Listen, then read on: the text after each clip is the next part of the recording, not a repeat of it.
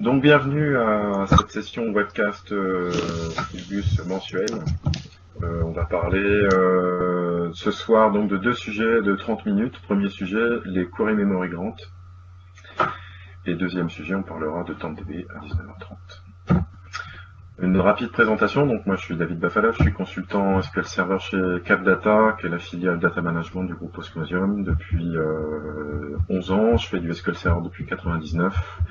Je suis MVP depuis 2011. Je vous laisse les adresses, le compte Twitter. Si vous avez des questions au-delà de ce webcast, vous avez le blog et mon compte Twitter pour communiquer. Donc on a 30 minutes chrono pour parler d'un sujet qui est quand même relativement vaste, qui sont les query memory grants.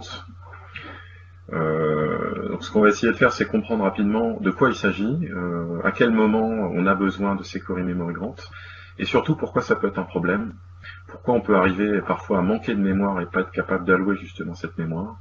Donc comment identifier quand cette situation arrive, comment résoudre potentiellement quand la situation arrive, et évidemment avec des démos pour vous montrer tout ça. Et en fin de session, on fera une petite session questions-réponses.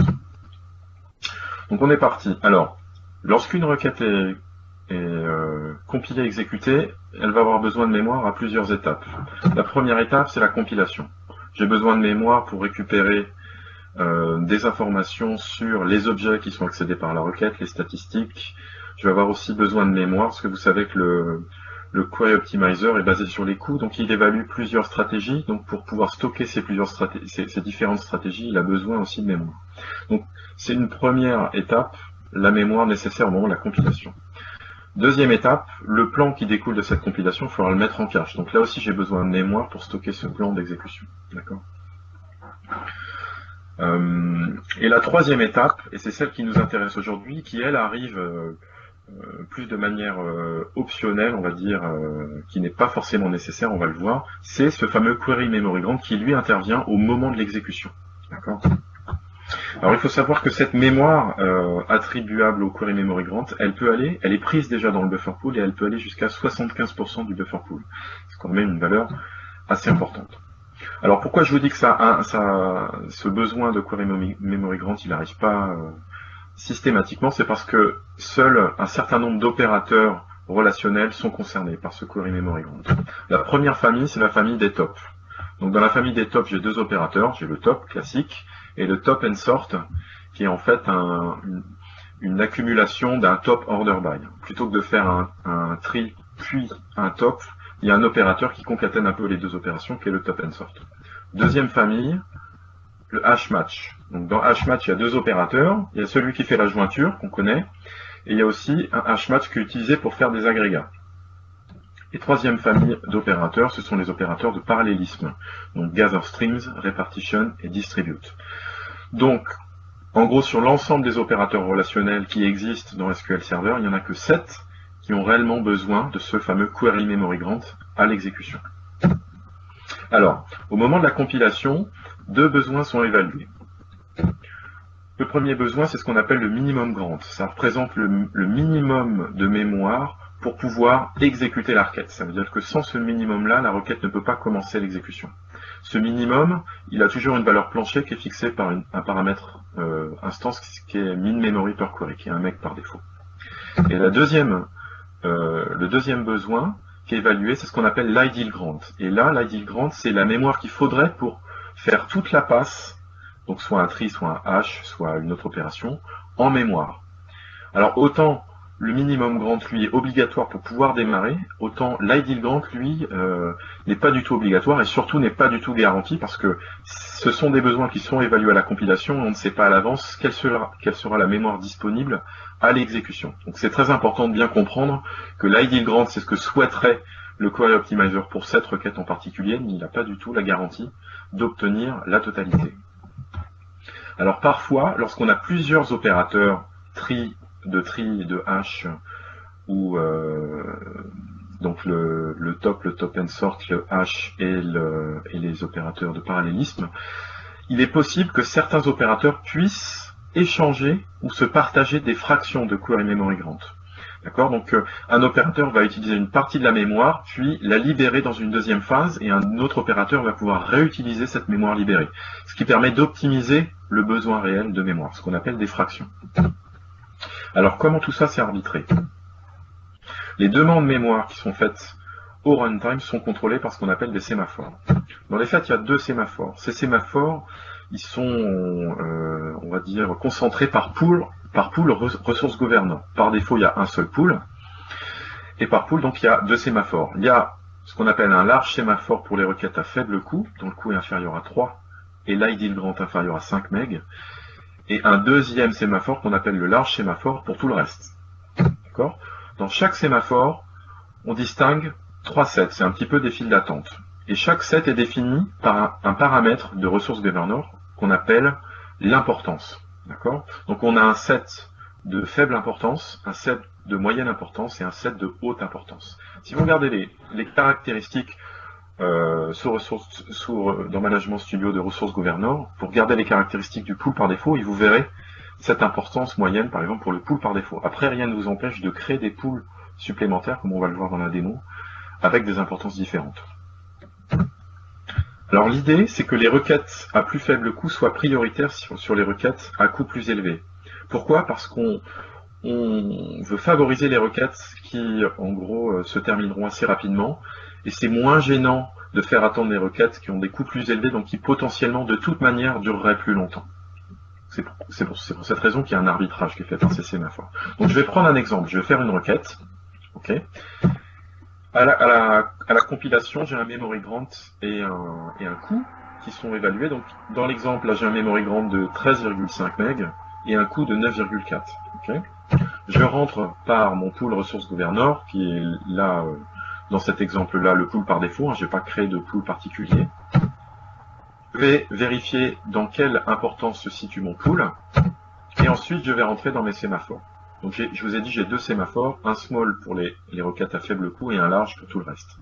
Dans chaque sémaphore, on a donc plusieurs sets, un set de basse importance, moyenne importance, haute importance. Il y a dans le small sémaphore qu'une seule file d'attente par set.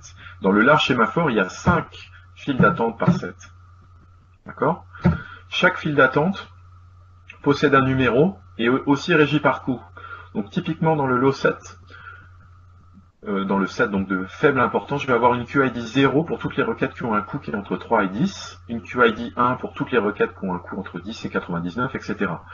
Dans le set de moyenne importance, je vais avoir des fils qui vont aller de 5 à 9, etc. Okay? Donc ma requête arrive au niveau de mes sémaphores, j'ai un memory grant et un coût, je vais être classifié en quelque sorte, et je vais me retrouver dans le large ressource sémaphore, medium set, et la file d'attente, la première file d'attente, en fait c'est pas 0, c'est 5. Alors une fois que je suis dans cette file d'attente, ma requête elle va devoir attendre que 150% de la mémoire disponible, donc de mon idle grant, soit disponible. Pourquoi 150%? Parce qu'en fait on fonctionne toujours avec des marges de manœuvre. On ne va pas attendre que 100% de la mémoire soit demandée, on demande toujours qu'il y ait un peu plus pour avoir une marge de fonctionnement. Et aussi qu'il n'y ait pas d'autres requêtes prioritaires. D'accord? On rappelle que donc les requêtes favorisées sont celles dont le coût est le plus faible. Et alors, lorsque ma requête attend, l'attente est comptabilisée sur un type d'événement particulier qui s'appelle un ressource sémaphore. Donc, dans un exemple, on imagine que j'ai 100 requêtes qui atterrissent dans mon medium set, dans la première file d'attente parce qu'elles ont un coût qui est inférieur à 0, et j'ai une seule requête mais qui a un coût qui est beaucoup plus élevé. Eh bien, il faudra que ma requête qui a un coût plus élevé, qui est à droite ici, attende que les 100 premières soient passées. Et cette attente, elle sera comptabilisée sur ressource sémaphore. Alors là déjà on commence à entrevoir les problématiques qu'il y a à mélanger des requêtes faible coût et des requêtes à fort coût sur le même système. Alors elle va attendre jusqu'à quand en fait? Il y a un système de timeout qui est mis en place et qui est égal à 25 fois par défaut le coût de la requête en secondes, avec une limite de 24 heures quand même. Ce paramètre il peut être overridé par le paramètre instance qui s'appelle queryWrite, qui par défaut est à -1, et -1 ça correspond à 25 fois le coût de la requête en secondes. Il y a également un paramètre dans le pool ressource governor qui permet de gérer aussi ce timeout. Et si jamais le timeout était atteint. Okay. Il y a deux conditions. Soit l'idle grant peut être réduit à la valeur du minimum grant, c'est-à-dire soit j'ai suffisamment de mémoire pour au moins allouer le minimum grant, et la différence entre le minimum grant et la mémoire réellement nécessaire pour faire l'opération sera stockée sur disque, et ce sera stocké ou sur disque, ce sera stocké dans TempDB, comme on va le voir un peu plus loin. Soit carrément, il y a tellement de pression mémoire sur l'instance qu'il n'y a même plus assez de mémoire au runtime pour pouvoir allouer le minimum grant, auquel cas une exception élevée, et la requête tombe en échec avec cette erreur 8645. Alors, pourquoi ça peut être un problème? On l'a dit, l'idle grant, c'est un souhait, c'est pas du tout garanti, et le problème en plus, c'est que l'idle grant se base sur l'estimation des cardinalités à la compilation. Ça veut dire que ça reste basé sur une estimation. Il peut complètement se tromper pour les mêmes raisons qu'on détermine des écarts d'estimation de cardinalité dans les plans. Ça peut être parce que les statistiques sont pas à jour, ça peut être parce que la compilation du plan est tombée en timeout, c'est-à-dire qu'il a évalué énormément de plans et finalement il n'a pas eu le temps d'évaluer tous les plans, il a dû en choisir un par défaut. Il y a plein de raisons pour lesquelles l'estimation des cardinalités peut être très très loin de la réalité, d'accord? Et cet idle grant, comme il est évalué à la compilation, il est basé sur cette estimation et donc il n'est pas forcément tout à fait réel, quoi. Alors, en plus, au moment de l'exécution, on peut être dans une situation où on n'a pas du tout assez de mémoire pour pouvoir exécuter cette requête en mémoire, auquel cas, une ou plusieurs passes se feront sur disque. Et là, ça va ralentir considérablement l'opération. D'autant que ces opérations sur disque utilisent des entrées-sorties synchrones. Vous verrez des attentes sur le type d'attente IO completion qui détermine en fait les entrées-sorties synchrones. Ça veut dire que quand le thread poste une IO, contrairement aux entrées-sorties asynchrones, une entrée-sortie synchrone, le thread est obligé d'attendre que l'IO soit effectuée et qu'il ait l'acquittement avant d'en poster une autre. Donc c'est beaucoup plus lent, le système. Alors voilà, on entrevoit le problème que ça peut poser sur un système où on a mélangé du décisionnel et du transactionnel. On va avoir beaucoup de petites requêtes à faible coût côté transactionnel et quelques requêtes à fort coût côté décisionnel parce qu'elles vont jouer sur davantage de lignes. Et on connaît déjà tous les problèmes inhérents justement au mélange de ces deux activités en termes de verrouillage et en termes de concurrence d'accès. Là, il y a une raison supplémentaire qui est que les requêtes à fort coût devront attendre que toutes les requêtes à plus faible coût soient passées avant. Et donc, elles vont attendre encore plus longtemps. C'est une raison de plus pour, on va dire, séparer les deux activités parce que globalement, ça va être un peu la dispute. Alors, on va voir avec chaque opérateur les problèmes spécifiques. Avec la famille d'opérateurs hmatch, donc pour les jointures hmatch ou même pour les agrégates. Dans l'exemple, c'est une jointure entre deux tables, une petite table qui s'appelle département, qui a une centaine de lignes, et une table qui est beaucoup plus grosse, qui doit avoir plusieurs dizaines de milliers de lignes. L'optimiseur choisit de faire une jointure H en utilisant la table département comme table de build. Donc une jointure H, comment ça se passe? Il y a deux phases.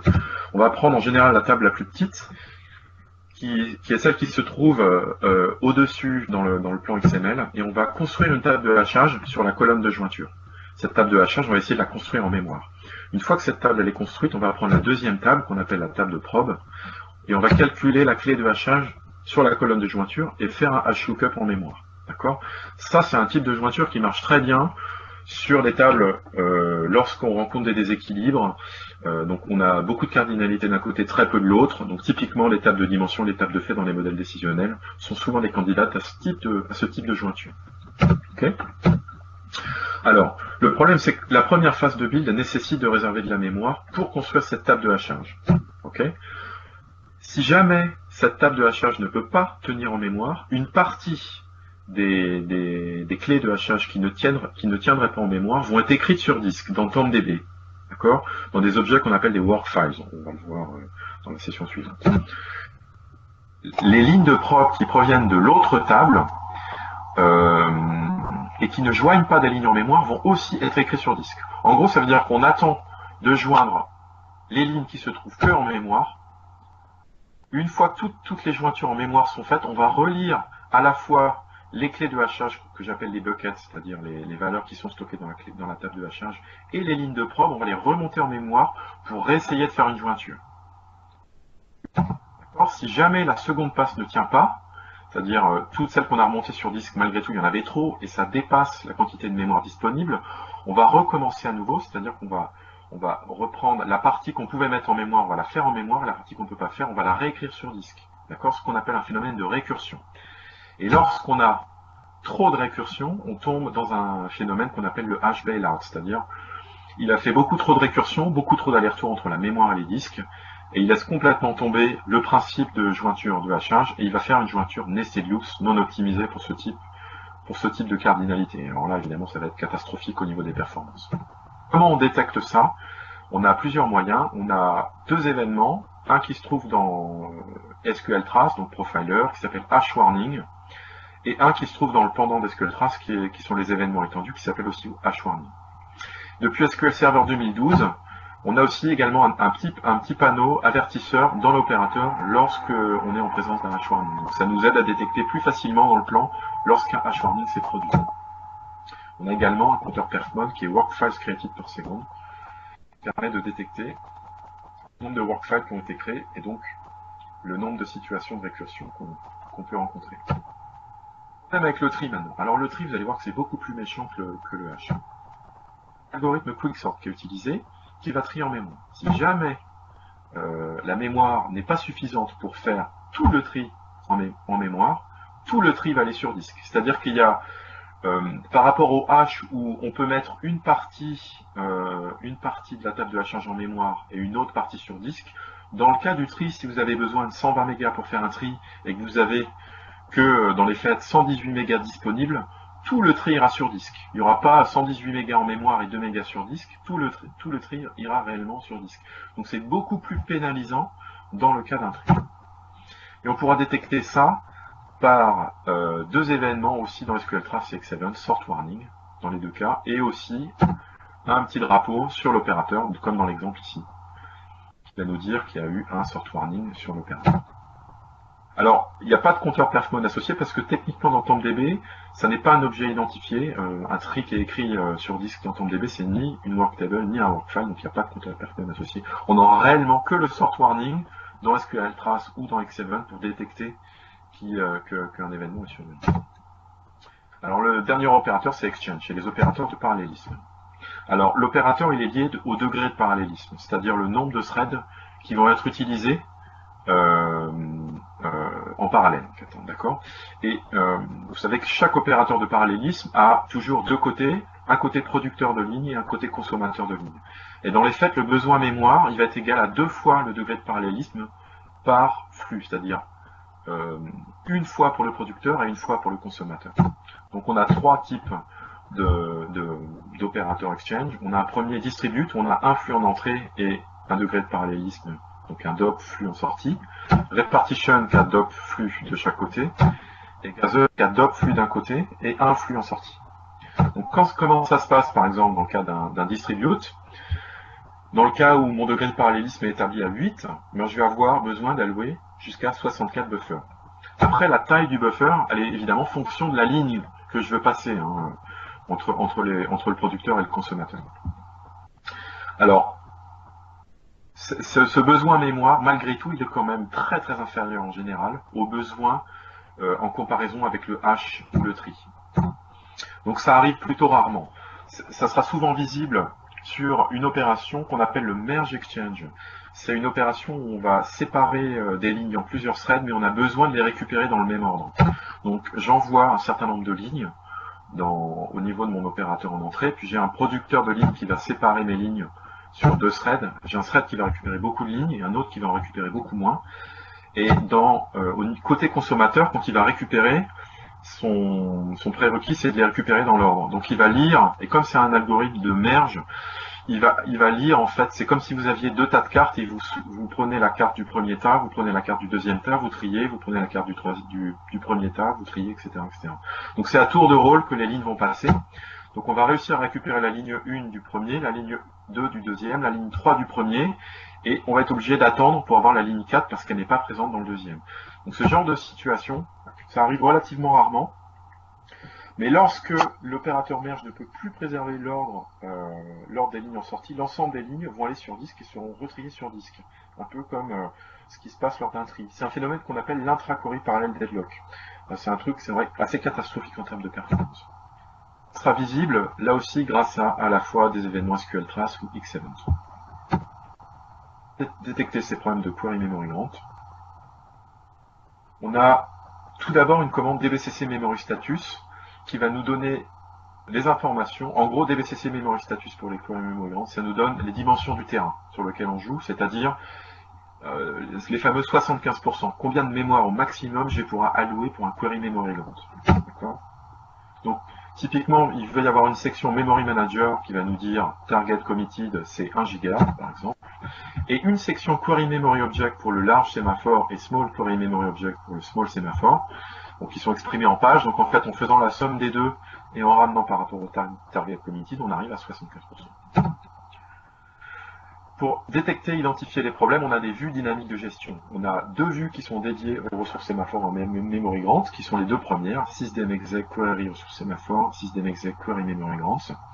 Et on a également une vue qui est utilisée pour plein de choses, pour en général tracer les waits des différentes sessions, qui s'appelle sysdemos waiting task. Et on va rechercher des attentes typiquement sur ressources sémaphores. Et on a évidemment les événements SQL Trace dont je viens de parler. À savoir également que ces différents événements sont, depuis SQL 2012, inclus dans la trace par défaut. Donc vous n'êtes pas obligé de mettre en place une trace dédiée pour traquer ces événements. Il faut savoir qu'ils sont déjà inclus dans la trace par défaut. Et donc les événements X7 qui sont un peu le pendant des événements SQL Trace. Comment résoudre ces différents problèmes de query memory grant? Et en général, c'est des problèmes de requête. Pourquoi est-ce que je trie autant de données? Pourquoi j'ai besoin de trier autant de données? Souvent, c'est les problèmes de requête. Donc, c'est les réponses qu'on va apporter aux problèmes de requête typiques, qui sont des problèmes d'indexation, de réécriture. On a également la possibilité complémentaire de gérer les priorités lorsque je me trouve dans le cas de requêtes à faible coût et de requêtes à fort coût, en utilisant des pools de ressources. Quand je suis en édition entreprise, je peux créer des pools de ressources supplémentaires pour isoler un petit peu mes requêtes décisionnelles et éviter qu'elles soient obligées d'être pénalisées par ce système de priorité. Et puis évidemment, plus de mémoire. On va voir tout ça dans une petite démo.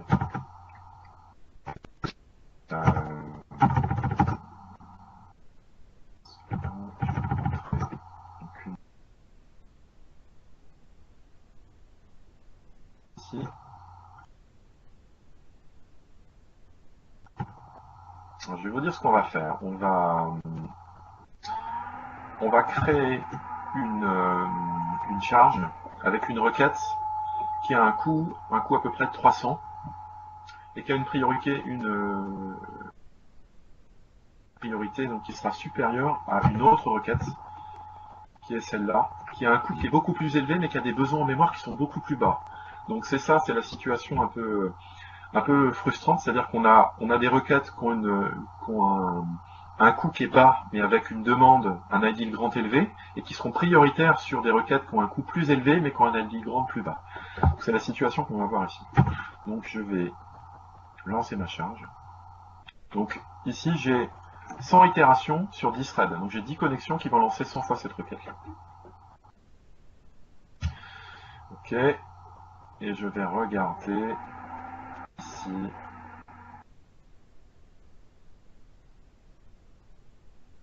C'est également cette requête-là.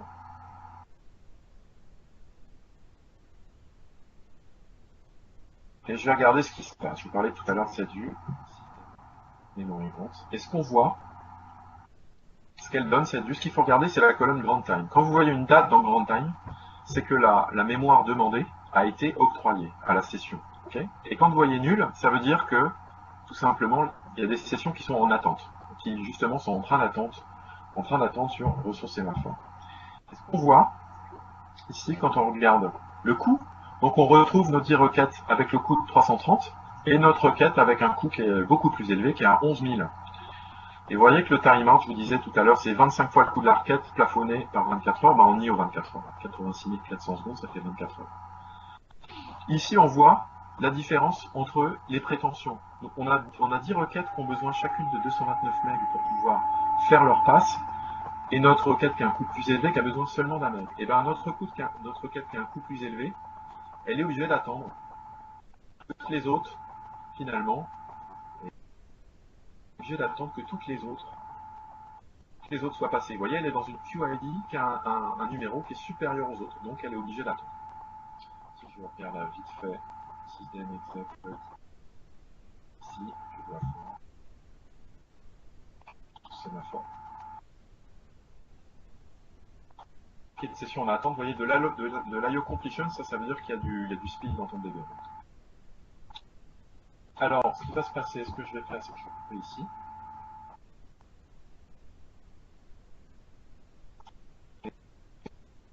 Et ce qu'on va faire, c'est qu'on va créer un environnement spécifique pour cette requête-là. On va créer un login, un utilisateur dans notre base. Okay. Et on va créer des objets. Donc je vais créer un pool, un workload group. Je vais créer une fonction pour identifier et mapper mon utilisateur. Alors, j'active la fonction et j'active les ressources gouvernées. Okay. Et cette fois, au lieu de lancer cette requête en utilisant ma connexion habituelle, je vais utiliser notification. Donc je vais relancer ma charge ici, là. Tac. On est reparti. Je vais relancer ma requête.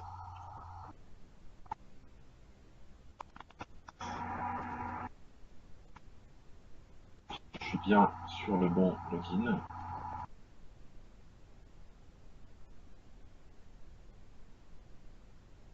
Et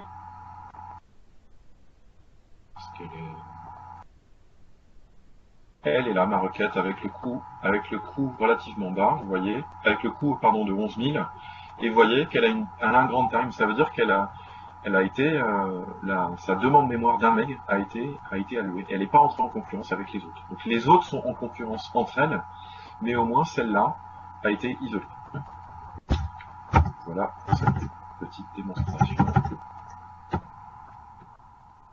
On a, je pense, j'espère, comme on a commencé un petit peu après 19h, quelques petites minutes pour éventuellement poser des questions via le chat. Jean-Pierre, je te laisse.